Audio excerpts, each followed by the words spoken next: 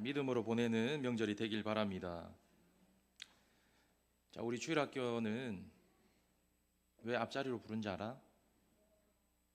목사님 가까이서 보라고. 좋지? 자, 오늘 말씀을 함께 보겠습니다. 자, 예전 이 항수관 박사 기억하시나요? 이 항수관 박사가 그 이전에 살아 있을 때 아버지도 살아 계실 때였어요. 근데 그때 아버지가 몸이 많이 좋지 못한 상황이 있었습니다. 그래서 아버지가 위독한 가운데 수술을 빨리 해야 되는 상황이 생기게 된 거예요. 그래서 이 아버지의 권유를 합니다. 아버지 빨리 수술을 받으셔야 돼요. 그렇게 얘기를 했는데 아버지가 극구 수술을 안 받으시려고 하는 거예요. 뭐 지금까지 살았는데 내 몸에 칼 대박은 뭐하냐?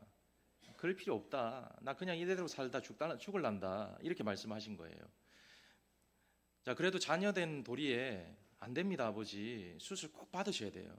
그래서 여차저차해서 수술을 받도록 했습니다. 자, 수술을 받도록 하고 이 수술실로 들어가기 직전 상황까지 이르게 되었는데 그때 항수환 박사가 이런 생각이 들었대요. 아버지가 이 수술실로 들어가시게 될 때 혹여나 잘못될지 모르잖아요. 그래서 혹시나 우리들한테 유산을 분명히 물려줄 아니면 여러 가지의 어떤 유언을 남겨줄 그런 것들이 분명히 준비되어 있을 텐데 왜 아직까지 말씀을 안 하시지? 왜 아무런 말씀이 없으시지? 그렇게 생각했던 거예요. 그래서 수술실 입구까지 가게 되었는데도 아무런 말씀이 없으신 거예요. 분명히 땅을 남겨놓으셨을 텐데 분명히 어떤 통장에 돈이 좀 들어있는 것을 알고 계실 텐데 우리에게 얘기를 해주셔야 되는데 왜 없으시지? 막 그런 생각이 들었대요. 자, 그러면서 아버지가 손짓을 하더래요. 들어가기 직전에 와보라는 거죠. 갔더니 손을 슬며시 잡으시더래요. 손을 슬며시 잡으시면서 작은 종이 쪽지를 한 장 주시더래요. 이제 올 것이 왔구나. 이제 아버지가 나에게 통장 비번과 유언을 적어놓은 종이를 주시는구나. 안심이 되었대요. 그래서 아버지가 수술실로 들어가셨어요. 그리고 나서 너무 궁금하잖아요. 무슨 내용이 적혀 있는지. 그래서 그 내용을 딱 펼쳐보았어요. 구겨진 내용을 딱 펼쳐보았는데 거기에는 두 글자가 적혀 있었대요. 무슨 글자면 봉사. 너무 어이가 없더래요. 아니 지금 남겨주실 것은 안 남겨주고 이 무슨 말이야 이렇게 생각을 했대요. 근데 시간이 지나면 지날수록 아버지 그 말이 그 단어 두 단어 그것이 너무너무 마음에 자리를 잡게 되었는데 나중에 그가 이렇게 고백하는 거예요. 아버지가 마지막에 남겨주신 그 두 글자 봉사 너무너무 감사한 이유였다. 그렇게 고백하는 내용을 읽은 적이 있습니다. 여러분 우리 자녀들 우리 후손들에게 무엇을 남겨주며 살아가야 할지를 늘 고민하며 살아야 됩니다. 우리가 자녀들에게 좋은 것을 남겨주기 위해서 늘 힘쓰고 애쓰는 삶을 살아야 되는데 많은 부모들은 예수를 믿든지 예수를 믿지 않든지 육신의 것을 남겨주기 위해서 최선을 다해 살아가는 그런 모습들이 너무 많다는 거예요.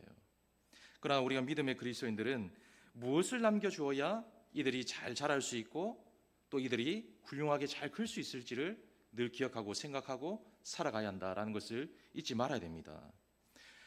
여러분 물질을 남겨주면 너무너무 좋죠. 일평생 자녀들이 풍성하게 살아갈 수 있는 것을 보면 얼마나 기분이 좋아요. 제가 얼마 전에 옆에 땅이 있잖아요. 옆에 땅. 우리 교회에 참 필요한 땅이다라는 생각이 들고 또 우리 장로님들하고 그런 얘기를 여러 번 나누었습니다.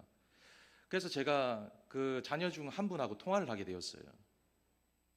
집사님께 부탁을 해서 번호를 좀 알게 되었습니다. 그래서 전화를 드렸더니 누구냐고 다짜고짜 묻더라고요. 그 목사라고 하니까 왜 목사님이 나한테 전화했냐는 거예요. 그래서 이래서 우리 교회의 자녀들을 위해서 또 지역을 위해서 정말 당신들 함께 마음을 좀 나누었으면 좋겠다. 그렇게 얘기를 했습니다. 그랬더니 그분이 하신 말씀이 저는 괜찮습니다. 저는 진짜 괜찮아요. 근데 우리 형제들이 가만 안 있을 겁니다. 저를 돈벌레 취급할 겁니다. 그렇게 얘기하는 거예요. 그래서 이 이야기를 알고 있는 우리 어른들이 하신 말씀이 뭐냐면, 아버지가 참 한마디만 남겨주고 가셨으면 이런 문제가 없을 텐데, 그런 얘기를 하셨어요. 그래서 우리는 이 작은 일들을 통하여서도 무엇을 남겨주고 어떠한 인생을 살아가야 하는지, 그래서 자녀들에게 어떠한 삶을 살도록 해줘야 되는지 다시 한번 생각할 수 있는 그런 부분이다라는 것을 발견할 수가 있습니다. 여러분, 만약에 여러분들이 지금 유언을 해야 된다라는 상황이 오잖아요. 그럼 무엇을 남겨주시겠어요? 여러분 자녀들에게 어떤 말로 남겨주시겠어요? 어떤 문구를 쓰시겠어요? 여러분, 유언이라는 것은 내가 하지 못했던 것들 있죠. 내가 하지 못했던 것들, 그리고 내가 후회되는 것들, 또 내가 하고 싶었던 것들, 그것을 자녀들에게 바라는 마음으로 사랑의 편지를 남기는 것이 유언입니다. 자, 그러면 여러분들은 그 유언장을 쓰실 때에 어떤 내용을 쓰시겠어요? 한번 생각해보고 고민해 볼 필요가 있다는 거죠. 자, 성철 스님이 유언을 했잖아요. 이런 유언을 했습니다. 내 죄는 산보다 높고 바다보다 깊은데 내 어찌 감당하랴. 내가 80년 동안 포교한 것으로 모든 것은 헛된 것이로다. 우리는 구원이 없다. 제 값을 해결할 자가 없기 때문이다. 딸 피리와 54년을 단절하고 살았는데 죽을 임종시에 찾게 되었다. 피리야, 내가 잘못했다. 내 인생을 잘못 선택했다. 나는 지옥에 간다. 그런 유언을 남긴 거예요. 자, 이 유언의 결론이 뭘까요? 후회한다는 유언이에요. 후회. 내 선택이 잘못되었다는 거예요. 자, 그 다음에 태계이왕. 제가 진성희 씨거든요. 네, 진성희 씨. 그래서 태계이왕이 어떤 분인지 좀 찾아봤습니다. 자, 그래서 유언을 어떻게 했는지 보니까 매화 꽃에 물을 주어라. 여러분, 이 매화 꽃이라는 데는 이 사연이 있습니다. 한번 찾아보세요. 예, 뭐 저는 알고 있지만 한번 찾아보십시오. 자, 그 다음에 자신이 빌려온 책을 모두 주인에게 찾아 돌려주어라. 책을 많이 이제 읽는 학자였으니까 그것을 빌려온 것을 다시 돌려주어라. 그렇게 유언을 한 거예요. 자, 그 다음에 그가 임금이 아마도 국장을 치를 것이니까 절대 국장을 치르지 말도록 해라. 값비싼 음식도 하지 말고 비석도 쓰지 말아라. 그렇게 유언했다는 거예요. 자, 이 유언의 결말이 뭐냐? 결국 인생을 살아보니까 학문도 다가 아니었다는 거예요. 다 부질없는 것들이었다. 그것을 다시 한번 생각하는 그런 유언이다라고 볼 수가 있는 겁니다. 자, 그런 반면에 미국의 위대한 대통령 링컨, 잘 아시죠? 링컨의 어머니는 이런 유언을 했어요. 너는 한평생 이 가운데 있는 말씀으로 보배를 삼고 재산을 삼고 양식을 삼아 이 교훈대로 살아나가거라. 그러면 내 길이 형통하게 될 것이다. 이런 유언을 남기게 되었어요. 자, 우리 교회 집사님들 중에도 유언을 남기신 분이 있어요. 여러분들은 모르시지만 저한테 유언을 하신 분들이 있습니다. 어떤 유언이냐? 어떤 집사님은, 목사님, 제가 혹여나 인생의 마지막이 될 때에 제 부족한 그런 모든 것들을 하나님께 드리고 싶습니다. 교회를 위해서 사용하고 싶습니다. 그렇게 유언한 분도 있어요. 또 어떤 분들은, 목사님, 제 장례는 목사님이 꼭 해주십시오. 그렇게 유언하신 분도 있어요. 이처럼 이 유언이라는 것은 각 개개인에게 꼭꼭 하는 말들이고 필요한 의미가 있는 그런 부분이다. 그렇게 볼 수가 있는 겁니다. 자, 그런데 이런 유언들이 오늘 본문에 보면 다윗이 정확하게 표현하는 부분들이 있습니다. 2절 말씀에 보면 내가 이제 세상 모든 사람들이 가는 길로 가겠다. 그렇게 되어 있다라고 유언하고 있다는 거예요. 모든 사람들이 가는 길로 나도 가게 되었다라는 것을 말해주고 있다는 거예요. 자, 모든 사람들은 공통점이 있습니다. 그 공통점은 바로 죽는다는 거예요. 늙으나 젊으나 백인이나 흑인이나 가난하나 부하나 모든 사람들은 죽음을 맞이한다는 거예요. 자, 말씀해 보면 무드셀라가 969세를 살았죠. 969세를 산 그 사람도 결국에 어떻게 되었죠? 죽었죠. 죽음을 맞이했습니다. 자, 그런 것처럼 오늘 다윗도 세상의 권력과 부를 누렸던 사람이었지만 결국에 죽음을 맞이하기 앞서 유언하고 있다라는 것을 보여주고 있다는 거예요. 다윗도 오늘 이 솔로몬에게 마지막 인사를 하고 있는 거예요.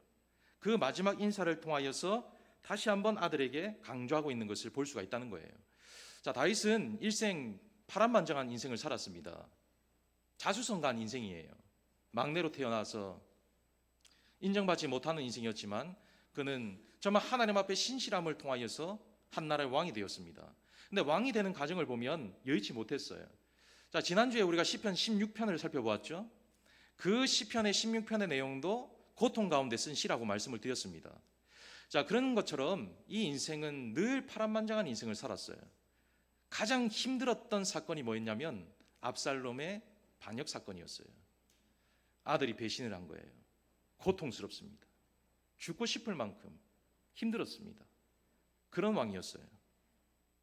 자, 그런데 이 다윗은 그러면 그럴수록 하나님을 더 의지했다는 거예요.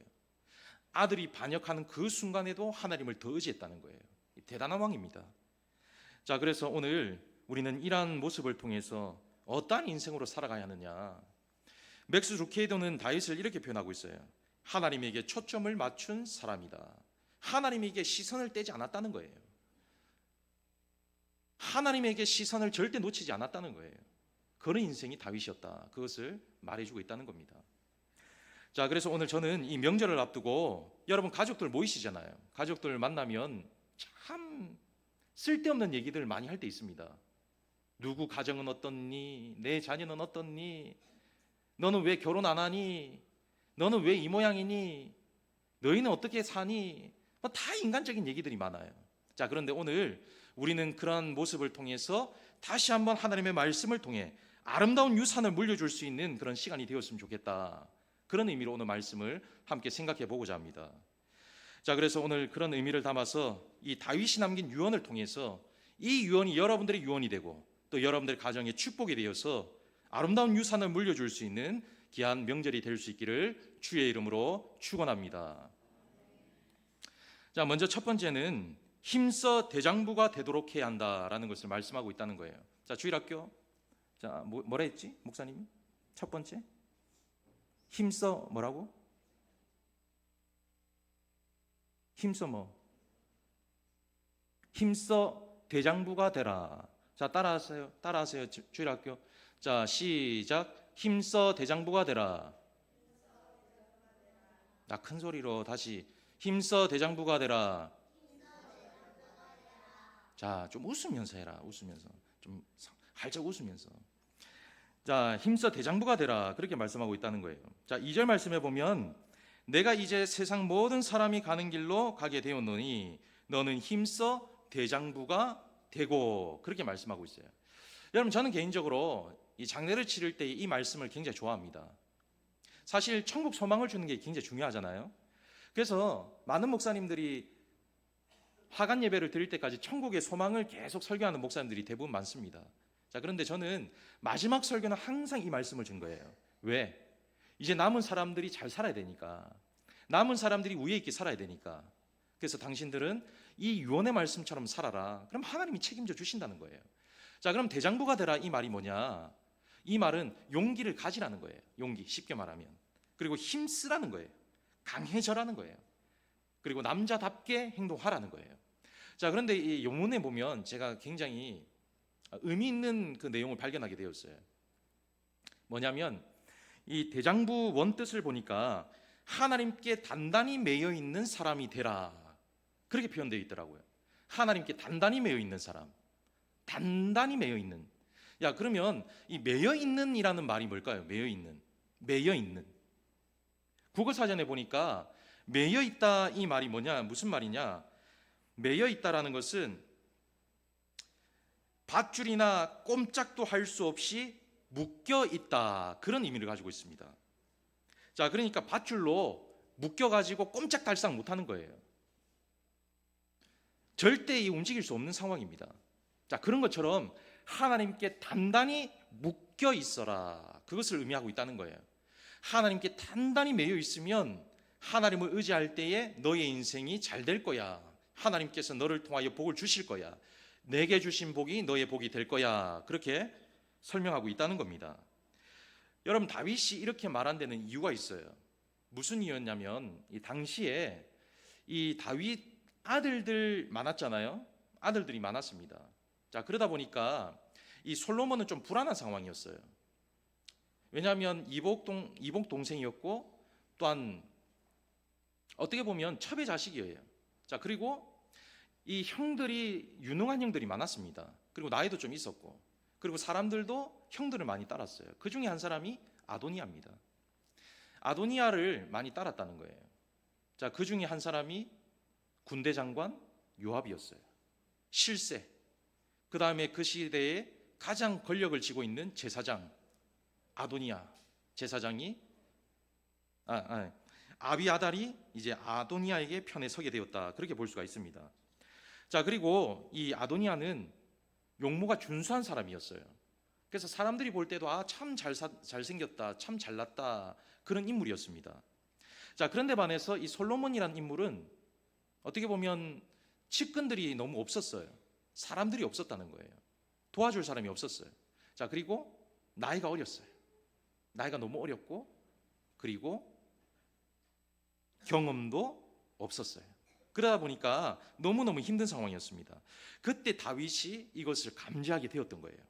그래서 마지막 요언으로 이렇게 말씀하고 있는 거예요. 아들아, 걱정하지 마. 하나님께만 단단히 매여 있어. 묶여 있어. 풀리지 않도록만 꽉 잡고 있어. 그러면 하나님이 너를 복 주실 거야. 내 인생을 하나님께서 함께 주실 거야. 용기를 내거라. 이렇게 말하고 있는 것이 오늘 본문의 내용입니다. 자, 그러면 여호수아 1장 6절에서 9절 말씀을 보면 우리가 이 내용을 다시 한번 생각할 때 이해가 됩니다. 자, 여호수아 1장 6절에서 9절 말씀을 앞에 한번 보시면서 제가 읽어드리겠습니다. 마음을 강하게 하라, 담대히 하라. 너는 이 백성으로 내가 그 조상에게 맹세하여 주리라 한 땅을 얻게 하리라. 오직 너는 마음을 강하게 하고 극히 담대히 하여 나의 종 모세가 내게 명한 율법을 다 지켜 행하고 자로나 우로나 치우치지 말라. 그리하면 어디로 가든지 형통하리니 이 율법책을 내 입에서 떠나지 말게 하며 주야로 그것을 묵상하여 그 가운데 기록된 대로 다 지켜 행하라. 그리하면 내 길이 평탄하게 될 것이라. 내가 형통하리라. 내가 내게 명한 것이 아니냐. 마음을 강하게 하고 담대히 하라. 두려워 말며 놀라지 말라. 내가 어디로 가든지 내 하나님 여호와가 너와 함께 하느니라. 그렇게 말씀하고 있다는 거예요. 자, 여기 보니까 강하고 담대하라 그 말씀이 여러 곳 나오죠. 강하고 담대하라. 이 말씀이 대장부가 되라라는 말씀과 같은 말씀이에요. 같은 말씀. 자, 그래서 이 내용을 충분히 이해하면 이제 모세가 했던 율법에 쓰여진 그 기록된 말씀, 그것을 따라라라는 말씀을 이해할 수가 있는 거예요. 자, 이렇게 하나님을 단단히 붙들고 살아가면 문제없는 용기 있는 삶을 살아갈 수가 있게 된다라는 것을 말씀하고 있다는 거예요. 자, 주일학교. 자, 목사님이 누구만 붙들고 살아가면 된다 했죠? 누구만? 하나님만 딱 붙들면 되는 거예요. 하나님께만 딱 붙들면 문제가 없어질 수 있다. 그리고 우리의 삶을 담대하게 살아갈 수 있다. 그것을 확신하고 살아가는 것이 중요합니다. 그래서 제가 요즘에 우리 주일학교 아이들에게 하나님만 강조합니다. 하나님 이 단어 하나에 모든 것이 다 들어있는 거예요. 우리 예수 믿는 사람들은 이 하나님을 붙들고 살아가는 것을 제일 1원칙으로 삼아야 됩니다. 1원칙. 하나님. 어떤 일을 하더라도 하나님. 힘든 일을 만나도, 얘들아, 힘든 일을 만나도 누구를 찾아야 된다고? 기분이 좋을 때도 누구를 찾아야 된다고? 하나님. 하나님을 찾을 때에 너희들의 인생을 책임져 주시고 우리의 인생을 복되게 해주신다라는 것을 말씀하고 있다는 거예요. 여러분, 불안하고 초조하면 우리는 우리의 생각을 잊어버릴 때가 참 많습니다. 불안하고 초조할 때에 가장 먼저 떠오르는 것이 무엇인지를 생각해 보아야 된다는 거예요. 염려가 생기고 어떤 여러 가지의 다급하고 깜깜한 보이지 않는 일들이 생길 때에 나에게 가장 먼저 무엇이 생각나는지를 생각해 보아야 된다는 거예요. 자, 어느 가정에 불이 나버린 거예요. 갑자기 불이 났어요. 불이 났는데 어머니가 아들에게 막 외치는 거예요. 아들아, 불이 났어. 빨리 119에 전화해, 119에 전화해. 그렇게 전화한 거예요. 그랬더니 아들이 엄마 114야 이렇게 얘기한 거예요. 자, 이게 그냥 얘기지만은 우리는 많은 생각을 가질 수 있게 한다는 거예요. 우리는 다급하고 위급하게 되면 다른 것 찾을 그런 생각들이 많이 떠오른다는 거예요. 그런데 반해 솔로몬은 오늘 말씀을 통하여서 다시 한번 하나님을 붙들고 살아갈 때에 그 하나님을 의지할 때에 세상 가운데 승리자가 될 수 있다는 것을 말씀하고 있다는 거예요. 자, 요즘 사람들을 보면 이 물질에 매여 살아가는 사람들이 대부분 너무너무 많습니다. 요즘에 보니까 그 결혼할 때에 결혼 자금이 남자는 한 1억 3천 든다 하더라고요. 1억 3천. 그리고 여자들은 한 6천만 원 이상 든대요. 6천만 원. 이게 1억 3천이 없으면 결혼을 못 하는 거예요. 6천만 원이 없으면 결혼을 못 하는 거예요. 자, 그러다 보니까 결혼을 늦추거나 결혼 안 하는 상황들이 많이 생기는 거예요. 자, 그다음에 결혼을 하게 되었어요. 결혼을 하게 되었는데 결혼을 하고 나서 이제 식사를 하러 가게 되었어요. 외식을 하러 가게 되잖아요. 외식을 하러 가게 됐는데 이 외식을 하면서 계산을 하면 누가 해야 돼요? 계산. 남편이든 아내든 상관이 없잖아요. 누구든 하면 되나잖아요. 자, 그런데 요즘에는 그렇게 계산한대요. 남편이 먼저 계산한대요. 남편이. 그리고 다음에 외식할 때에 누가 계산한다고요? 아내가 계산하는 거예요. 자, 그리고 자녀가 생겼어요. 자녀가 있으면 이거 난처하잖아요. 자녀는 누가 계산해요? 내가 먹어서 내가 계산하면 되는데 자녀는 누가 계산해요? 자, 그러니까 이 사람들이 어떻게 하냐면 남편이 한번 계산하고 그 다음에 아내가 계산한다는 거예요. 자녀들이 있을 경우에 한번 외식할 때 남편이 한번 계산해 주는 거예요. 그 다음에 자녀들과 함께 부인이 계산을 해주는 거예요. 이런 시대를 살아가고 있다는 거예요. 여러분, 이것이 남 일이 아닙니다. 너무 멀리 있는 일이 아니에요. 자, 그런데 이런 세상을 어떻게 살아갈 수가 있게 되었느냐? 물질에 매여버리니까. 물질에 매여버리니까 네 건 네 거고 내 건 내 거라는 거예요. 딱 구분시켜서 살아가는 부부 생활이 되었다는 거예요. 자, 그러나 우리는 하나님께 매여야 된다는 거예요. 세상에 매이지 말고, 물질에 매이지 말고, 어떤 직업에 매이지 말고 하나님을 꼭 붙들고 하나님께 매이는 삶을 살아가는 것이 중요하다라는 것을 다윗은 유언하고 있다는 거예요. 자, 그래서 오늘 이 시간을 통하여서 여러분들 가정 예배 드리실 거잖아요. 가정 예배. 추석 당일날은 가정 예배를 드셔야 돼요.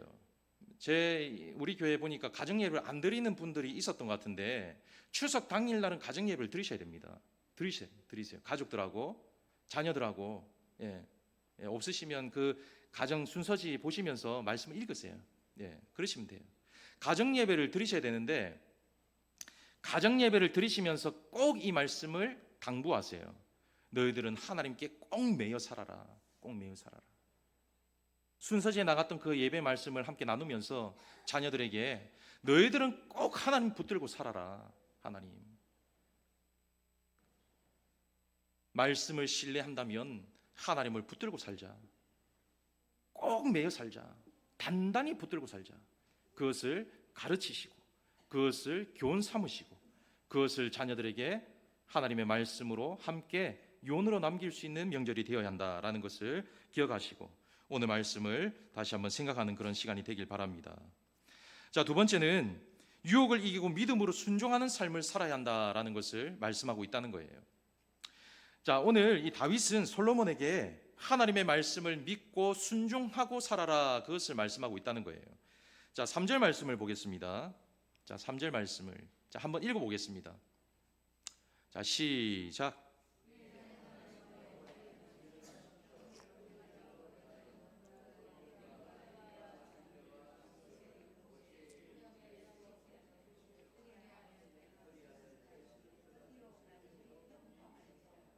네. 자, 오늘 말씀해 보니까 명령을 지켜 그 길로 행하라 그렇게 말씀하고 있어요. 순종하며 살아라 그렇게 말씀하고 있다는 거예요. 자, 오늘 이 모세 율법이 등장하는데 이 율법이 뭐냐? 신명기 7장에 보면 11절로 14절까지 말씀을 보면 잘 나타나요. 자, 11절에 보면 그런즉 너는 오늘날 내게 명하는 명령과 규례와 법도를 지켜 행할지니라 그렇게 말씀하고 있다는 거예요. 자, 12절부터 이렇게 쭉 보면 너희가 이 모든 법도를 지켜 행하면 그 다음에 12절 하반절부터 자 띄워주세요. 하반절부터 보면 자 넘겨주세요.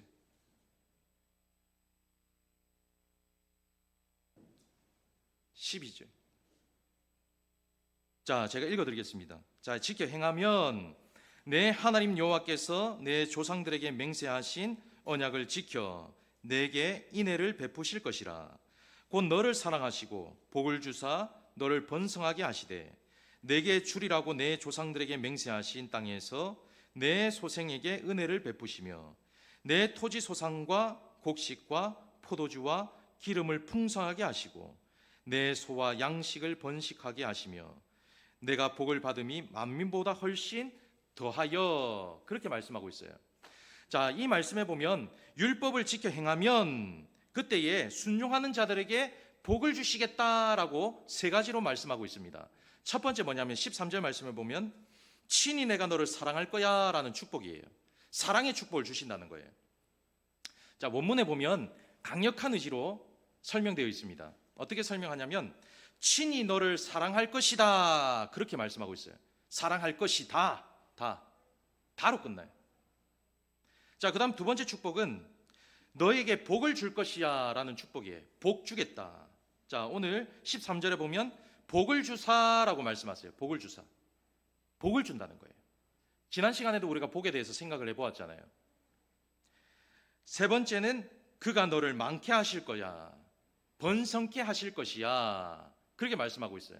그러면서 너에게 줄 거야, 그렇게 말씀하고 있습니다. 자, 그러면 어떤 사람에게 주느냐? 순종하는 사람에게, 순종하는 사람, 하나님의 법도를 지키고 하나님의 말씀을 따라 살아가는 사람, 그런 사람에게 줄 것이다 라고 말씀하고 있다는 거예요. 자, 신명기 28장 1절로 8절은 함께 읽어보겠습니다. 자, 아까 띄워주세요. 자, 한 절씩 한번 읽어보겠습니다. 제가 한 절 읽고 여러분들 한 절 읽으세요. 자, 내가 내 하나님 여호와의 말씀을 삼가 듣고 내가 오늘 내게 명령하는 그의 모든 명령을 지켜 행하면 내 하나님 여호와께서 너를 세계 모든 민족 위에 뛰어나게 하실 것이라.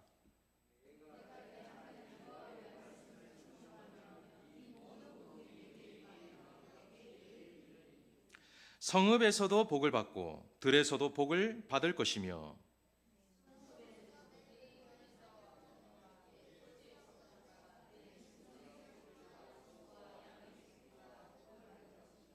내 강주리와 떡반죽 그릇이 복을 받을 것이며 여호와께서 너를 대적하기 위해 일어난 적군들을 내 앞에서 패하게 하시리라. 그들이 한 길로 너를 치러 돌아왔으나 내 앞에서 7길로 도망하리라.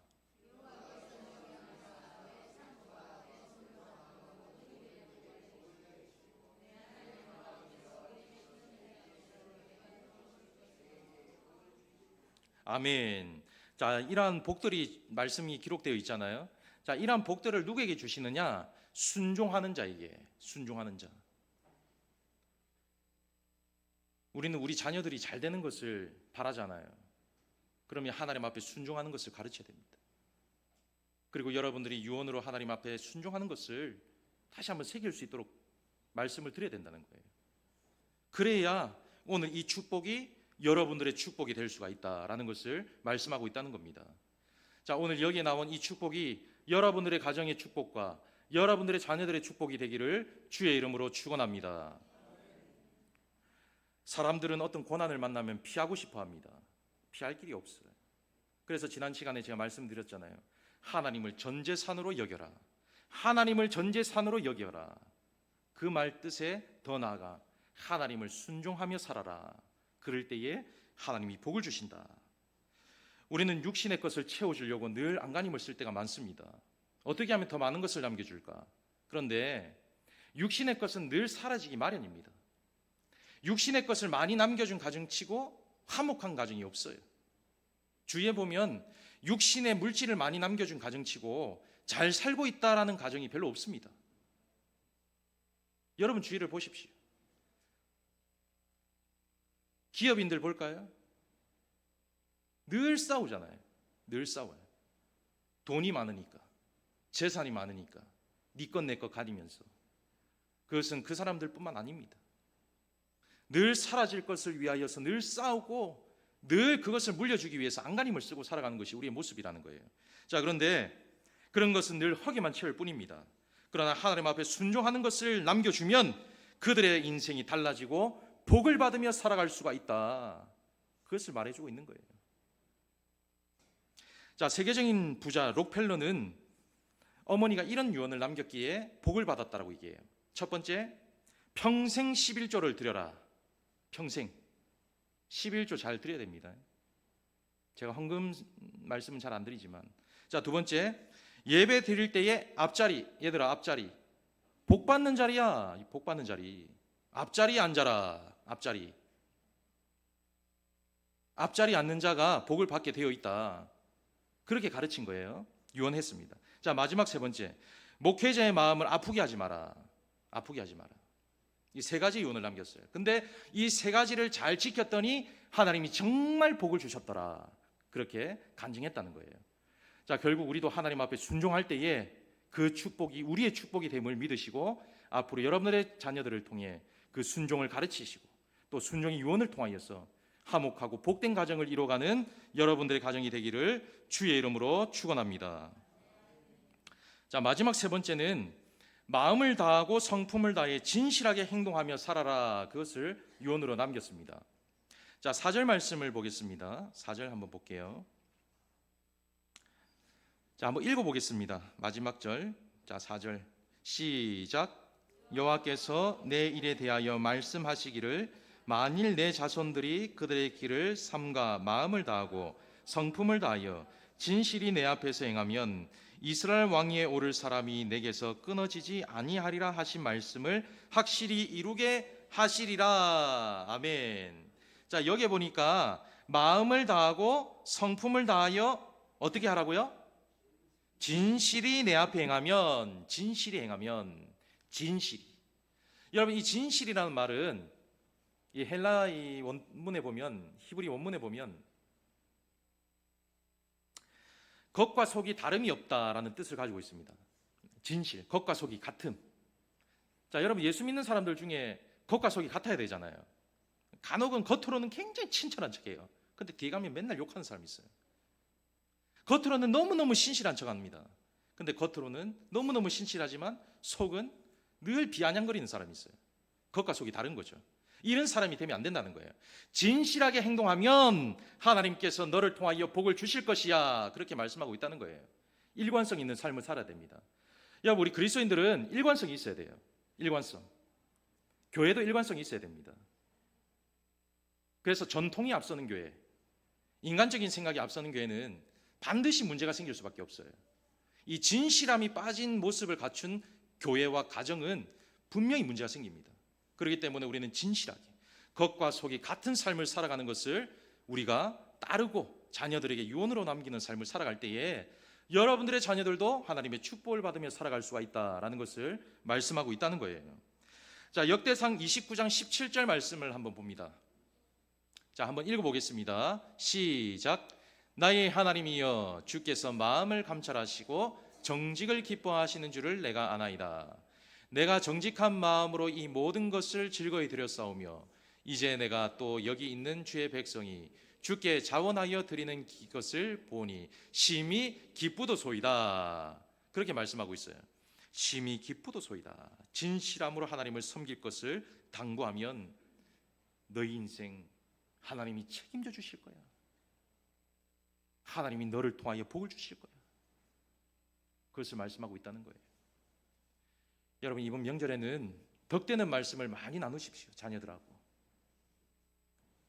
은혜로운 말씀을 많이 나누세요. 우리는 내일 인생을 알 수 없습니다. 미리미리 여러분들의 인생을 통하여 하나님의 말씀을 남겨두셔야 된다는 거예요.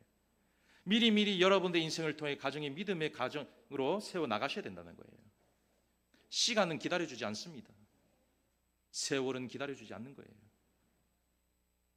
그렇기 때문에 미리미리 이 다윗의 유언이 여러분들의 유언이 되어서 진실하게 자녀들에게 아름다운 유언을 통하여서 하나님의 축복을 받아 누릴 수 있도록 남겨주셔야 된다는 거예요. 자, 그리하면 내가 무엇을 하든지 어디로 가든지 형통하게 될 것이다. 이스라엘 왕위에 오를 사람이 내게서 끊어지지 아니하리라. 아니하리라. 오늘 이 말씀을 통하여서 아무쪼록 여러분 대장부가 되십시오. 대장부. 그리고 순종하십시오. 그리고 진실하십시오. 그러면 오늘 이 모세율법에 기록된 축복이 저와 여러분들의 축복이 되고, 여러분들의 후손이 축복이 되고, 여러분들의 가문의 축복이 되고, 천대의 축복을 누리는 아름다운 축복의 결실로 나타날 줄 믿습니다. 그 축복을 사모하여 아름다운 명절을 보내는 여러분들의 가정이 되기를 주의 이름으로 축원합니다. 사랑이 풍성하신 하나님, 오늘 이 명절을 앞두고 이 다윗의 유언을 한번 생각해 보았습니다. 이 다윗의 유언을 통하여서 우리의 삶을 점검하고 아름다운 유산을 물려주는 시간이 되기를 원합니다. 자녀들을 만날 때에, 후손들을 만날 때에 하나님의 말씀으로 세우는 가정이 되게 하셔서 오늘 이 모세율법책에 기록된 이 축복의 말씀이 저들의 축복이 되게 하시고, 저들의 가문을 통하여서 영원히 빛나는 축복 마음껏 누리며 살아갈 수 있도록 은혜를 더하여 주시옵소서. 늘 함께하여 주실 줄 믿사옵고 거룩하신 예수님 이름으로 기도하옵나이다. 아멘.